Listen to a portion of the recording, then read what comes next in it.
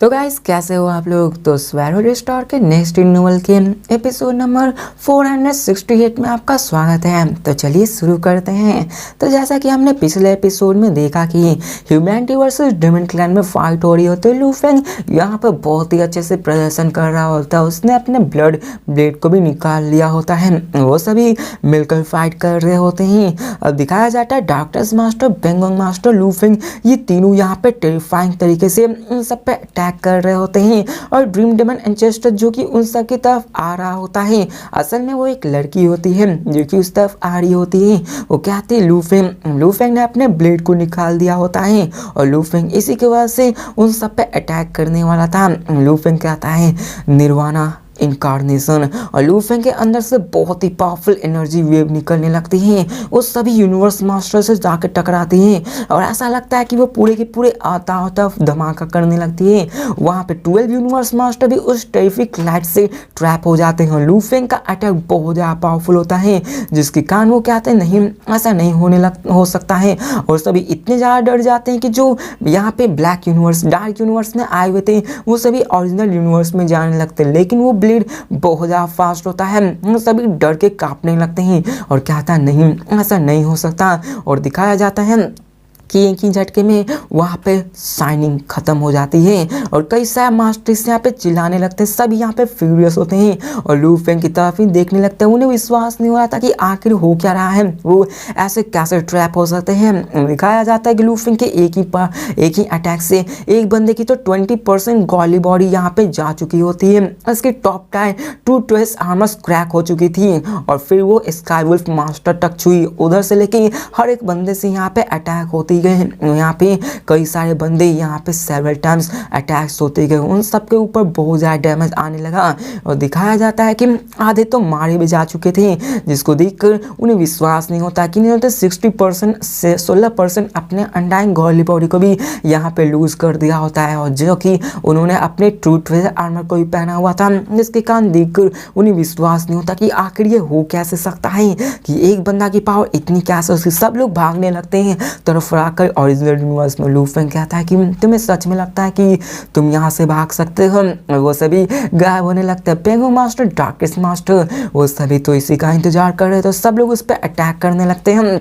लू फेंग अपने golden country को उस वक्त फिर से रिलीज करता है और जितने भी वहाँ पे होते हैं सभी डेमन एंचेस्टर के नाम लगाने लगते हैं कि वो आके उन्हें बचा सके। वो कहते हैं लू फेंग वो हमें मार रहा है। अब दिखाया जाता है लू फेंग वो फिर से आता ओरिजिनल यूनिवर्स में, उन सब पे अटैक करने लगता है। अब डेमन एंचेस्टर को विश्वास नहीं होता कि उनके बंदे उनके हेल्प के लिए होता है, उन्हें विश्वास नहीं होता कि आखिर हो क्या रहा है। अब Lu Feng completely dream demon ancestor को इग्नोर कर रहा था, जैसे कि उसने छोड़ दिया होता है। फिर से अपने शैडो ब्लेड को निकालता है, उन सब पे अटैक करता है। लू फेंग कहता है चलो डार्कनेस उन सबको पकड़ लो। अब यहाँ पे उन सब का शुरुआत से एक ही प्लान होता है कि वो उन सबको मारेंगे नहीं, बल्कि उन सबको ट्रैप कर लेंगे ताकि वो उन सबको मजबूर कर सके पीछे हटने को। और अगर वो हटेंगे तो वो यूनिवर्स मास्टर उन सबको वापस लौटा देंगे। और डार्कनेस मास्टर ऐसा ही करते हैं।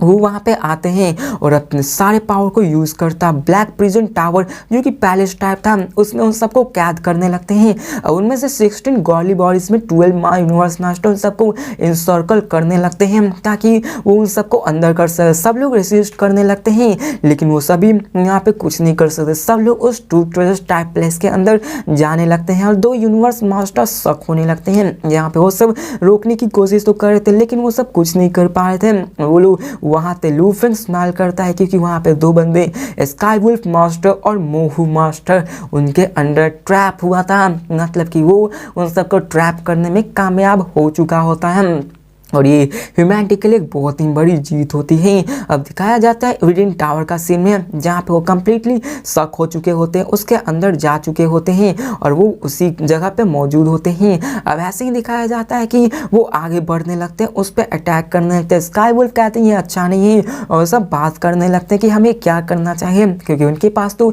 कोई और बॉडीज नहीं थी। वो यहाँ पे सिर्फ इंतजार नहीं कर सकते। दिखाया जाता है ड्रीम डेमन एंसेस्टर को, जो कहता है कि नहीं, ऐसा नहीं हो सकता होता है वो सब उधर जाने लगते हैं, क्योंकि यहाँ पे उन्होंने उनके यूनिवर्स मास्टर को अंदर अपने कैद कर लिया था। पेंगुइन मास्टर लूफी संभाल कर रहे थे, क्योंकि उनका बेसिक टारगेट पूरा हो चुका होता है, क्योंकि उनके पास 2 यूनिवर्स मास्टर आ चुके होते हैं और वो इससे उनका सौदा कर सकते हैं। अब लू फेंग वो सभी एक्साइटेड हो ही रहे होते हैं और वहाँ पे दिखाया जाता है वो सभी बहुत ज़्यादा गुस्सा होते हैं कि आखिर तुम ऐसा कैसे कर सकते हो। और लू फेंग यहाँ पे कहता है कि अगर यहाँ पे मुझे ब्रेक थ्रू मिल जाता तो अभी सिचुएशन बहुत ही डिफरेंट होता। लू फेंग सोच रहा था, क्योंकि लू फेंग अभी सिर्फ यूनिवर्स नाइट में है, अगर लू फेंग यूनिवर्स मास्टर के लेवल में होता तो यहाँ पे बताऊँ कि आखिर कौन ही बंदा है जो कि उसका मुकाबला कर सकता है। जब लू फेंग यूनिवर्स नाइट के बंदे पे था तो उसने 6000 यूनिवर्स नाइट को मार दिया था। लू फेंग अपने लेवल के बंदों को तो कुछ समझता ही नहीं, उन सबको तो गाजर मूली की तरह मारता। लू फेंग इन्हीं सब के बारे में सोच रहा था और कहता है अगर मैंने ब्रेक थ्रू पा लिया तो मेरी earthling body, golden horn burst body, वो सभी बॉडी मोशन रिमोटनेस और सभी 6 स्टार कॉम्बैट पावर को यहाँ पे आ जाता है। लू फेंग के पास अभी ह्यूमैनिटी की तरफ 4 यूनिवर्स मास्टर होते हैं, जिसके कारण वो और भी ज़्यादा पावरफुल हो जाते हैं। लेकिन लू फेंग जानता था कि अभी उसकी कॉम्प्रिहेंशन इतनी नहीं, उसके पास स्टार टावर है, फिर भी वो उसके स्मॉल पोजीशन को भी यूज़ कर सकता था। ड्रीम डेमन एंसेस्टर उन्हीं की तरफ आने लगता है ताकि वो उन सबको मार सके। लू फेंग चला जाता है उन सब की तरफ और लू फेंग कहता है पेंगुइन मास्टर डार्कनेस आप बाकी सबको डील करो, जितने ज़्यादा हो सके उन सबको अंदर अपने अंदर संभालो, उन सबको कैद कर लो। लू फेंग अपने विंग्स को निकालकर उधर जाने लगता ताकि वो ड्रीम डेमन एंसेस्टर से फाइट कर सके। अब लू फेंग जाता है उसके सामने अपने ब्लड घोस्टली ब्लेड को निकालता है और वहाँ पर dream demon ancestor Lu Feng की तरफ देखता है और कहता है कि क्या ही इम्प्रेसिव ब्लेड टेक्निक है, ये एक सुप्रीम ट्रू ट्वेल्व से मैं ऐसा सपोज करता हूँ, लेकिन तुम क्या कर सकते हो। अब लू फेंग अपनी ब्लेड बहुत ज़्यादा पावरफुल थी, वो कहता है कि मेरी एग्जीक्यूशन निर्वाणा रिएक्शंस मेरी बहुत ही ऑब्स्ट्रक्शन है, मैंने कभी भी एक्सपेक्ट नहीं किया था कि ये 6 स्टार तक को ब्रेक करने में कामयाब हो जाएगी। और दिखाया जाता है कि यहाँ पे बाकी के मास्टर से अपना काम कर रहे होते हैं, लू फेंग इधर उन सबको बिजी कर रहा होता है। लू फेंग खुद से कहता है कि एक ट्रू मास्टर के लिए एक 6 स्टार ही लिमिट होती है और इसी कारण एक 6 स्टार की ही लिमिट और उसे ब्रेक थ्रू कर दिया जाए तो उसकी पावर बहुत ज़्यादा होती है। लू फेंग ने ऐसी टेक्निक बनाई हुई होती है, लेकिन लू फेंग अभी इतना पावरफुल नहीं हुआ होता है। अब ड्रीम डेमन एंसेस्टर कहता है कि ह्यूमन तुम फिर से लॉर्ड सम हो चुके हो, तुम्हें क्या लगता हो कि अगर ये यूनिवर्स ओशियन होता तो तुम सब में मैच होते हैं। अब मुझे लगता है कि ड्रीम डेमन एंसेस्टर सच में एक कार है, वो बार बार यही कहा था कि अगर ये ओरिजिनल यूनिवर्स होता तो क्या ही उखाड़ लेते। अब हमें ये समझ लो कि ओरिजिनल यूनिवर्स और प्राइमरी यूनिवर्स के अपने अपने रूल थे। प्राइमरी यूनिवर्स में असल में सबकी पावर सप्रेस में रहती, वो 100% अपने पावर को यूज नहीं कर सकते, जबकि यूनिवर्स ओशियन में अपने पावर को 100% तक यूज किया जा सकता है।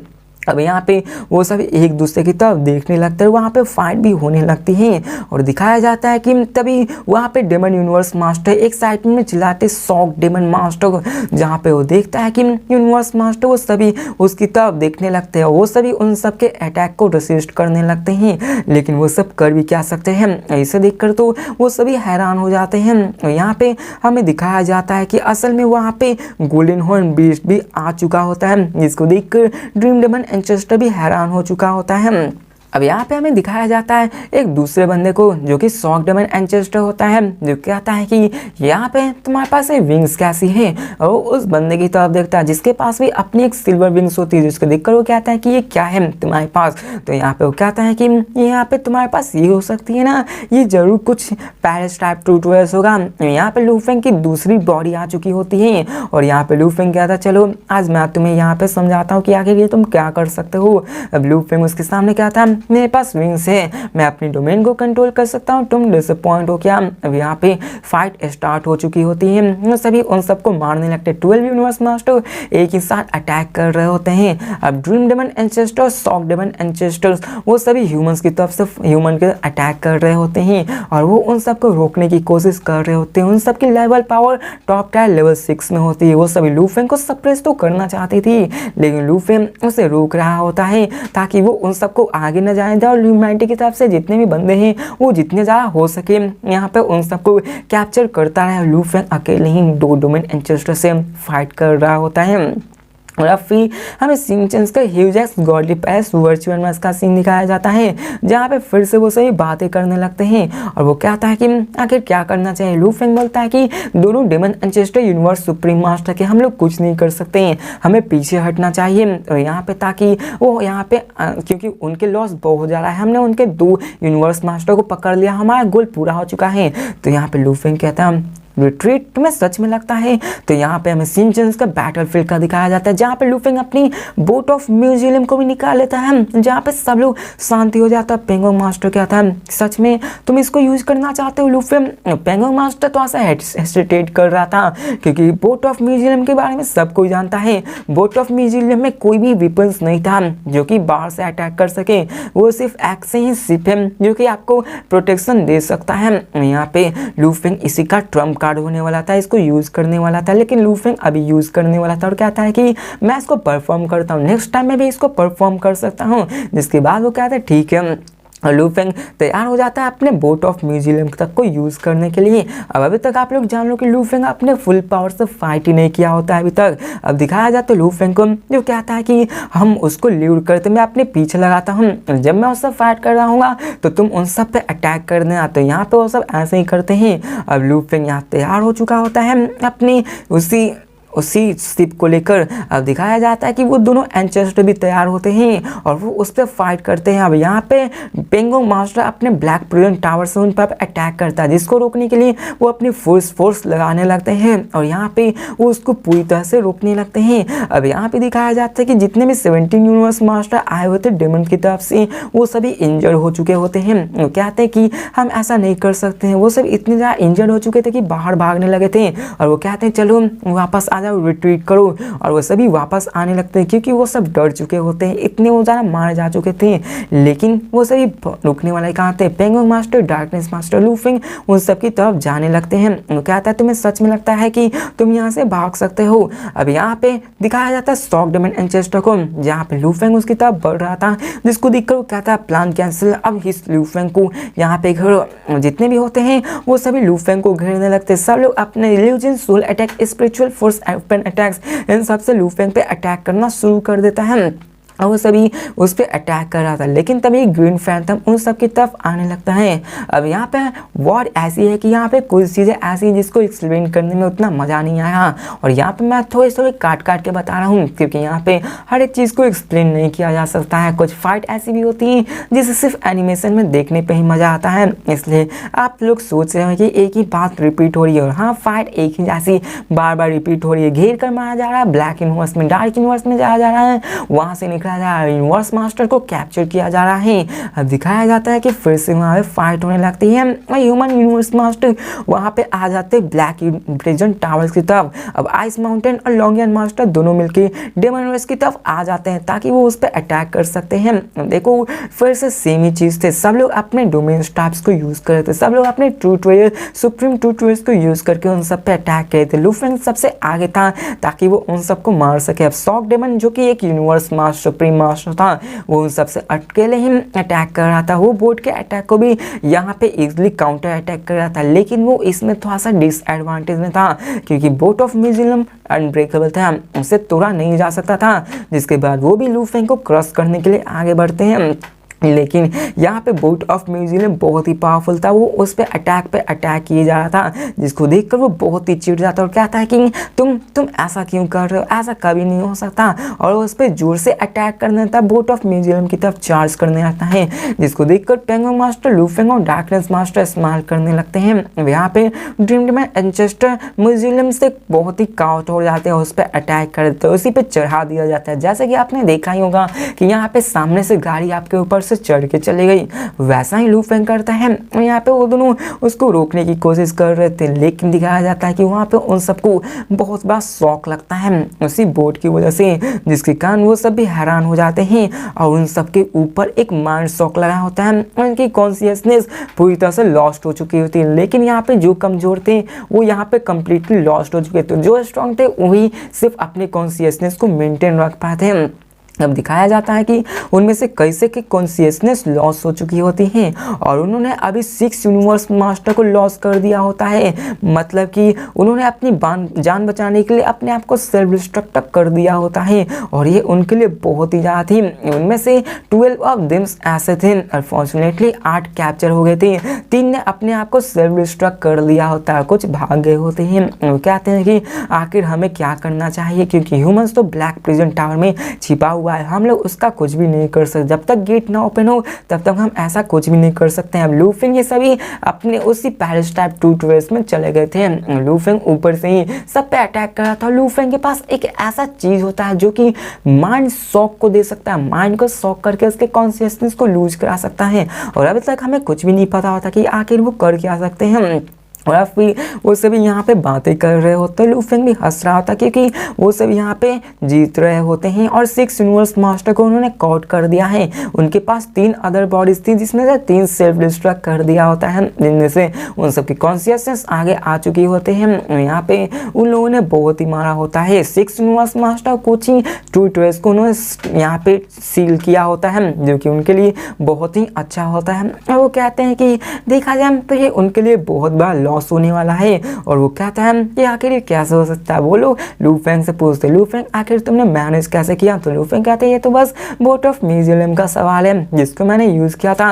अब लूफेंग पूरी तरह से क्यूरियोसिटी था कि आखिर यहाँ पे लूफेंग ने किया क्या, कि इसकी वजह से वो लोग ऐसे किए। तो वो सब पूछते क्या किया, तो वो कहते लिक्विड मत कहना। तो वो कहते ठीक है बता। लूफेंग वहाँ पे कुछ निकालता है जो कि उन सबको दिखाने वाला था। हमें पता चला कि आखिर लूफेंग ने अपने उस माइंड स्टॉक वेव को कैसे यूज किया। अब दिखाया जाता है कि लूफिंग अपने उसी बोट ऑफ म्यूजियम के एक दरवाजे को खोलता है और जैसे ही उसको वो खोलता है ना, अंदर एक चीज़ को दिखाया जाता है जिसको देखकर उन सबके एक्सप्रेशन पूरी तरह से यहाँ पे हिल जाते हैं, क्योंकि वहाँ पे असल में एक विल पावर होती है और वो एक इम्पैक्ट ऑफ विल पावर होती है जिसको देखकर वो पूरी तरह से हैरान हो जाते हैं कि आखिर है क्या, यहाँ पे ऐसा ट्विस्ट तुम्हारे पास कैसे आ सकता है। तो लूफिंग कहता है असल में ये बोट ऑफ म्यूजियम में ही पड़ा हुआ था और ये बहुत ही इम्प्रेसिव है जिसके कारण किसी को भी सॉफ्टवेयर दिया जा सकता है। तो ये देखकर वो लोग पूरी तरह से हैरान हो जाते हैं और कहते हैं ये तो बहुत ही अच्छा। लूफिंग भी हंसने लगता है। विल पावर के शॉक वेव से आपकी कॉन्शियसनेस लॉस्ट हो सकती है और यूनिवर्स मास्टर भी इससे नहीं बच सकते हैं। जो पावरफुल होगी वही इनसे बच सकते हैं। इसके बाद वो लोग ऐसे ही बात करने लगते और कहते हैं चलो यहाँ पे और चीज़ भी है जिससे कि हम लोग निपटाना होगा। फिर यहाँ पे वो सेलिब्रेट कर रहे होते हैं अंदर ही अंदर। जिसके बाद लूफिंग कहता है चलो हमें प्राइमरी रीजन में वापस लौटने की बारी आ चुकी है ताकि मैं उन सबको यहाँ पे कंट्रोल कर सकूँ। अब उसी वक्त दिखाया जाता है लूफिंग ने अपने God country transportation star tower की मदद से उन सबको वापस भेज दिया होता है और सभी स्माइल कर रहे होते हैं, सब लोग गायब हो जाते हैं। अब यहाँ पे प्राइमर के सिटी लीडर को पता चल जाता है कि उनकी विक्ट्री हुई हो, सभी खुश होते हैं। जिसके बाद दिखाया जाता है कि उनका दूसरा प्लान शुरू होता है जहाँ पे लूफिंग अपने बोट ऑफ म्यूजियम से बाहर निकलता है और वो कहता है कि फर्स्ट स्टेप इतना भी बुरा नहीं है। लूफिंग ह्यूमन अभी इस मिजरेबल कंडीशन से ऊपर है, जहाँ पे दिखाया जाता है कि वो आगे जाने लगता है और दिखाया जाता है जितने भी बंदे होते हैं यूनिवर्स मास्टर वापस चले जा चुके होते हैं, उन सबको पकड़ के लूफिंग अपने बोट ऑफ म्यूजियम के साथ यहाँ पे था ताकि वो उन सबके साथ सौदा कर सके। अब दिखाया जाता है कि वहाँ पे 2 डेमन एंसेस्टर खड़े खड़े देख रहे होते हैं कि आखिर यहाँ पे हुआ क्या। वो सब बहुत ही नाराज थे, उन सबको पता नहीं चला था कि आखिर विल पावर ये ट्रेजर है क्या। उन सबको यकीन नहीं हो रहा था कि ऐसा भी हो सकता है जो कि उन सबके विल पावर तक को इफेक्ट डाल सकती है। ह्यूमैनिटी के पास ऐसा कैसे हो सकता है क्योंकि उन्होंने ऐसा कभी भी नहीं सुना होता। वो सब बहुत ही गुस्से में होते कि ये हमारा बहुत ही बड़ा लॉस है, आखिर ऐसा कैसे हो सकता है। अब तभी दिखाया जाता है कि बोट ऑफ म्यूजियम भी वहाँ पे आ जाता है। लूफिंग बाहर निकलता है और कहता है shock demon ancestor, dream demon ancestor, क्या तुम अपने 5 डेमन यूनिवर्स मास्टर को वापस जिंदा चाहते हो। तो ये सुनकर वो लूफिंग की तरफ शॉक होकर देखते कि क्या लूफिंग सच में तुम कह रहे हो ना। और वो कहता है चलो अपने कंडीशन बताओ कि क्या तुम्हारे कंडीशन है। तो लूफिंग यहाँ पे उसे कंडीशन बताता है कि सिंपल है, वॉर से एग्जिट हो जाओ, मैं तुम्हें एक टाइम लिमिट देता हूँ, तुम्हारे universe master universe supreme master demon race के ह्यूमन टेरिटरी में नहीं आएंगे। एक एरा के बाद तुम्हें जो करना है वो तुम कर सकते हो और यहाँ पे वॉर बहुत ही जल्दी क्विक हो सकता है। लूफिंग जानता था कि 100 साल से भी कम लगने वाले हैं और एक एरा बहुत ही लंबा अरसा है, तब तक वो लोग अपनी पावर को भी बढ़ा लेंगे। लूफिंग यूनिवर्स मास्टर में भी प्रमोट हो जाएगा। तो यहाँ पे शॉक डेमन एंसेस्टर कहता है कि क्या हम एग्री करेंगे, तो क्या तुम हमारे 5 यूनिवर्स मास्टर को रिलीज कर दोगे। तो वो कहता ऑफ कोर्स। तो यहाँ पे लू फेंग कहता पर लेकिन मैं तुम्हें एक ईरा के बाद ही उसे लौटाऊंगा। तो ये सुनकर वो कहता है कि एक ईरा फ्यूचर के बाद में तुम सेंसर नहीं बन। तो लू फेंग कहता है प्रॉमिस ये नथिंग होता है, तुम लोग प्रॉमिस को भी तोड़ सकते हो बेनिफिट्स के लिए, और जब तक तुम इसको नहीं निभाते तब तक मैं नहीं दूंगा। यहाँ पे उन सबकी बात करने लगते हैं कि आखिर हमें क्या करना चाहिए। तो यहाँ पे शॉक डेमन एंसेस्टर कहता है कि हमें गिव अप कर देना चाहिए, उन सब की डेट वर्धित होती है। तो ये सुनकर वो सभी हैरान हो जाते हैं। वो कहते हैं कि हमारे पास 20 यूनिवर्स मास्टर है, अगर हम 6 को लॉस ही कर देंगे तो क्या हुआ, इनके पास जो वैल्यूबल्स है ना वो बहुत ज़्यादा है, अगर इन सबको टाइम दिया जाए तो ये सब बहुत ही ज़्यादा पावरफुल हो सकता है, हम इस चांस को नहीं गिव अप कर सकते हैं। और वो कहते हैं कि हम लोग उन 6 यूनिवर्स मास्टर को गिव अप कर सकते हैं। अब लू फेंग उन सब की तरफ देखने लगता है और कहता है कि तुम श्योर हो ना, अगर ये फाइट और भी लंबी चली तो तुम सबकी हालत इससे भी बुरी हो सकती है। और यहाँ पे वो कहता है कि चलो मैं देखता हूँ तुम आगे कितने जा सकते हो। और कहता है कि चलो मैं तुमसे अवेंज लूँगा, ड्रीम डेमन एंसेस्टर कहता है। अब यहाँ पे लू फेंग उन सब की तरफ देखता है, कहता है ठीक है तुम्हारी जैसी मर्जी। अब यहाँ पे वो लोग कुछ नहीं कर सकते थे क्योंकि वो जानते थे कि लू फेंग बोट ऑफ म्यूजियम में है और उसे अटैक करेंगे तो वो बोट ऑफ म्यूजियम में चले जाएंगे। यहाँ पे दिखाया जाता है लू फेंग को जो कि जान चुका था। अब यहाँ पे बोट ऑफ म्यूजियम में वो बैठ कर वहाँ से टेलीपोर्ट करता है और अपने वापस आ जाता है घर को। और यहाँ पे में दिखाया जाता है 5 डेमन एंसेस्टर को, जहाँ पे वो लोग चिल्ला रहे होते हैं ड्रीम डेमन एंसेस्टर अपने आप को बचाने के लिए, लेकिन उन्हें पता चलता है कि उनके ड्रीम डेमन एंसेस्टर तो उन सबको बचाने ही नहीं वाले हैं। अब प्रामा के सिटी लीडर भी सबको ऑर्डर कहते हैं और कहते हैं न्यूज़ फैला दो कि डेमन्स कितने ज़्यादा ग्रीडी है कि वो अपने 5 यूनिवर्स मास्टर की केयर ही नहीं कर रहे हैं। और चारों तरफ फिर न्यूज़ फैल जाती है और ये न्यूज़ चारों तरफ फैल चुकी होती है, सबको इस चीज़ के बारे में पता चल जाता है और किसी को विश्वास नहीं होता कि क्या 6 यूनिवर्स मास्टर उन सब ने लॉस कर दिया। ऑटोमन्स के बंदे जितने भी बंदे होते हैं ना बग के, उन सबको विश्वास नहीं होता कि आखिर ये कैसा हो सकता है। उन सब के पास भी न्यूज़ आने लगती है, लेकिन आखिर कैसे हो सकता है, वो सब भी पूरी तरह से हैरान हो चुके होते। चारों तरफ न्यूज़ फैलने लगी थी, लेकिन यहाँ पे दिखाया जाता है कि वो उन सब से भी पूछने जाते हैं कि आखिर क्या है। वो उन सब से पूछने लगते हैं कि आखिर उन लोगों ने कैसे आया, तो वो सभी सारी चीज़ें बताने लगती है जिसको मैं रिपीट नहीं करूँगा क्योंकि आप लोग जानते हो कि वो लोग लू फेंग के हाथों कैसे हारे। वो सब पूछने लगते हैं कि क्या लू फेंग सच में इतना पावरफुल है, क्या इनहेरिटेंस से उसे इतना पावरफुल बना दिया है। लेकिन तभी वहाँ पे एक और बंदा आ चुका होता है जो कि असल में प्रिजन किंग होता है, प्रिजन क्लैन का बंदा, और वो उन सब की तरफ देखने लगता है। प्रिजन किंग की भी स्टेटस बहुत ही ज़्यादा होती है और वो उन सब को कंट्रोल कर सकता है और उसे भी इन न्यूज़ के बारे में पता चल जाता है। तो वो कहता है कि हाँ मुझे पता है और ये मेरे लिए बहुत ही बड़ा चांस है। अब देखा जाए तो उन्होंने ये सब कर दिया, लेकिन हम लोग यहाँ पे पीछे नहीं हटने वाले, हम सब फिर भी उन सब पे अटैक करने वाले हैं। और अभी भी प्रिजन क्लैन के बंदे पीछे नहीं हटे। डेमन क्लैन की इस हालत को देखकर वो सब डिसाइड करते हैं अटैक करने को।